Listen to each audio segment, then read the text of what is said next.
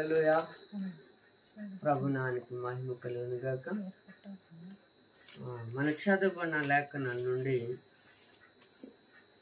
కీర్తనలు 144 అధ్యాయం 15వ వచనం చదువుకుందాం. ఇటు స్థితి గలవారు ధన్యులు, యెహోవా తమకు దేవుడు గల జనులు ధన్యులు. ప్రార్థన. పరమ తండ్రి, నీకు వందనాలు.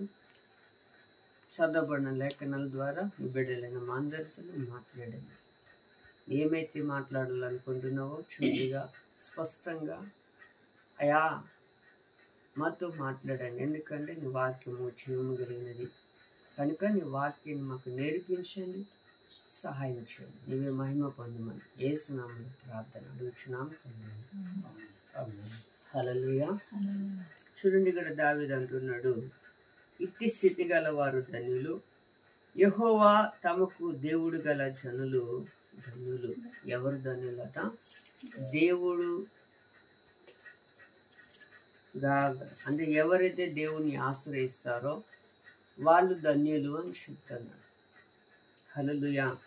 చూడండి, ఇట్టి స్థితి గల వారు ధన్యులు, యెహోవా తమకు దేవుడు గల జనులు ధన్యులు. ఎవరైతే యేసుక్రీస్తుని దేవుడుగా అంగీకరిస్తారో వాళ్ళు ధన్యులని వాక్యం చెబుతుంది. హల్లెలూయా.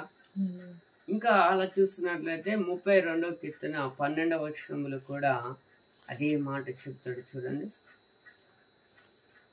33:12 యెహోవా తమకు దేవుడు గల జనులు ధన్యులు, ఆయన తనకు శ్వాసముగా ఏర్పరచుకున్న జనులు.